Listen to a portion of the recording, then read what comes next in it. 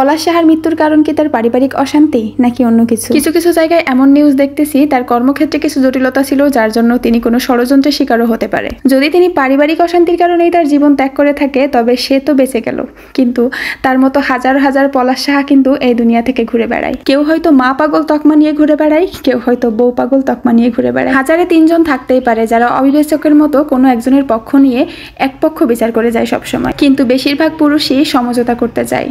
তারা চায় পরিবারের সবাই মিলেমিশে একসাথে থাকুক। এর থেকে বড় শান্তি মনে হয় পুরুষের জন্য আর কিছু হয় না। আজ আমি আপনাদের আরেক পলাশ সাহার পরিবারের গল্প শোনাই।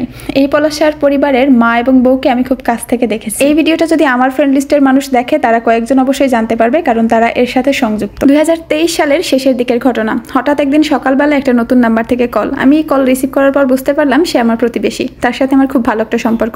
বলতেছে, আচ্ছা তুমি কই আছো, তোমাদের বাড়িতে কি নতুন কোনো ভাড়াটিয়া আসছে? আমি তাকে জানালাম হ্যাঁ আসার কথা আছে, তবে আমি জানি না কারণ আমি বেশ কয়েকদিন থেকে বাড়িতে নেই। সে জানালো তোমাদের নতুন ভাড়াটিয়ার জন্য আমাদের বাড়িতে টেকা একটু দুষ্কর হয়ে যাচ্ছে, কারণ আমি আমার মেয়ে সবসময় আমাদের উঠানে থাকি আর তোমাদের ভাড়াটিয়া আমাদের বাড়ির সামনে এসে এমন রোমান্টিক ভাবে থাকে যেটা আমার এবং আমার মেয়ের জন্য খুবই লজ্জাজনক। দেখো কোনো ব্যবস্থা করা যায় কিনা, কারণ এভাবে আসলে থাকা যায়। আমি তখন ভাবতেছিলাম বাসা বাদ দিয়ে কেন তারা বাইরে গিয়ে রোমান্টিক হয়ে যাবে। পরে আমি এমন একজনকে কল দিলাম যার মাধ্যমে এই ভাড়াটি আমাদের বাড়িতে আসে আর তাকে আমি বিষয়টা বুঝিয়ে বলি। পরে আমি যখন বাড়িতে আসলাম আরো বেশি অবাক হয়ে গেলাম তাদের কথা শুনে। আমাদের বাড়িতে এই পর্যন্ত অনেক ফ্যামিলি আসছে ভাড়া থাকার জন্য, কিন্তু কোনো ফ্যামিলি তাদের বাবা মা নিয়ে আসে নাই। সবাই দূর থেকে আসে এখানে চাকরির জন্য, পাওয়ার প্ল্যান্টে চাকরির সুবাদে আমাদের বাড়িতে আসে বা অন্য জায়গায় চাকরির সুবাদে তারা আসে।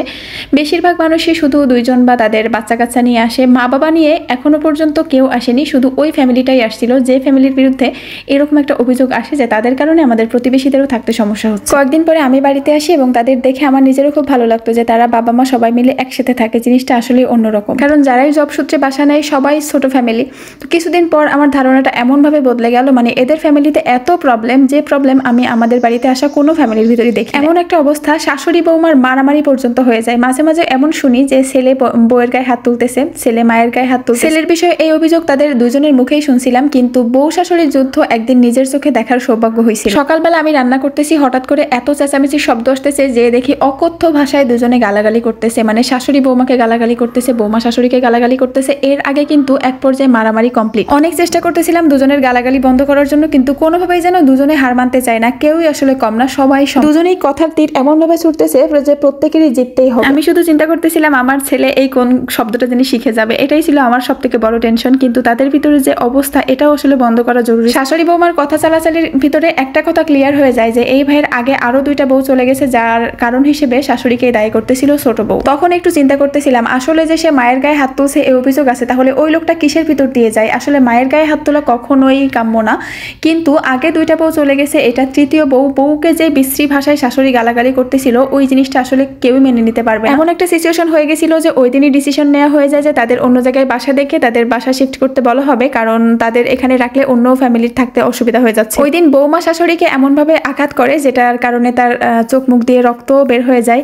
আসলে এটা আমরা কোনোভাবে মেনে নিতে পারতেছিলাম না যে শাশুড়ি অন্যায় করলেও শাশুড়ির গায়ে তো হাত তুলতে পারবে। এক পর্যায়ে তাদের ডেকে বলে দেওয়া হয় যে তারা যেন অন্যত্র বাসা দেখে অন্যত্র শিফট হয়ে যায়। একটু চিন্তা করে দেখেন তো আমাদের ভাড়াটিয়ার সাথে পলাশ সাহার কি কোনো মিল আছে বা পলাশ সাহার ফ্যামিলির কি কোনো মিল আছে?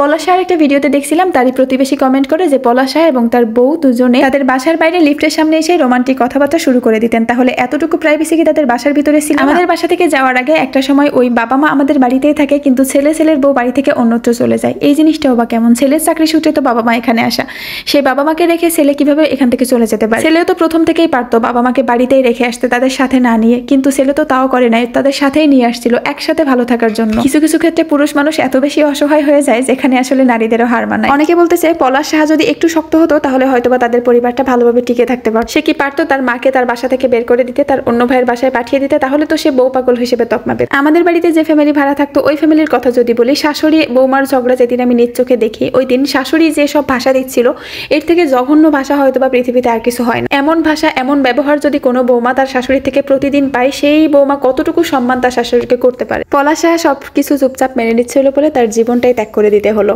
আর আমার দেখা এই ফ্যামিলি সবাই সমানভাবে প্রতিবাদী, তাই কেউ কারোর জায়গা থেকে ভালো থাকতে পারে না। এই সংসারে যদি সবাই একটু একটু ছাড় দিয়ে চলতো তাহলে হয়তোবা এত অশান্তি থাকতো। পুরুষ মানুষ কখনোই চায় না তার মা কষ্ট পাক, আবার এটাও চায় না তার স্ত্রী দুঃখে থাকুক। সে শুধু চায় শান্তি, সে শুধু শান্তিই চায়, একটা ছোট হাসি মাখা পরিবার। কিন্তু সেই চাওয়া অনেক সময় হয়ে যায় বোঝা, সে হয়ে যায় বিচারকের কাঠ করা, অথচ নিজের ব্যথা বলারও অধিকার থাকে না। না, পুরুষ বলেই হয়তো সয়ে যায়। পুরুষ দুর্বল না, কিন্তু তারা নিঃসঙ্গ, তাদের লড়াইটা নীরব, আর সেই নীরবতা বোঝার লোক খুব কমই থাকে। মায়ের মমতা আর স্ত্রীর ভালোবাসা দুটোই যদি তাকে জড়িয়ে ধরতো একসাথে, তাহলে তো গড়ে উঠতো এক অসাধারণ পরিবার। পুরুষ মাকে ভালোবাসে, যিনি তাকে পৃথিবীর আলো দেখিয়েছেন, আবার স্ত্রীকেও ভালোবাসে, যার হাত ধরে সে সংসারের স্বপ্ন বুনে। কিন্তু মাঝে মাঝে এই দুই ভালোবাসার মাঝখানেই তৈরি হয় যুদ্ধ, অভিযোগ, অভিমান, অপমান, আর সেই যুদ্ধের ময়দানে বর্ম ছাড়া দাঁড়িয়ে থাকে সেই পুরুষ। তাকে শুনতে হয়, তুই তো সবসময় মায়ের পক্ষ নিস, আবার অন্য পাশে তুই এখন তো বউয়ের গোলাম। কেউ কি একবার ভাবে সে আসলে কেমন আছে? একটু স্নেহ, একটু সমঝোতা, এভাবে আসলে জীবন সুন্দর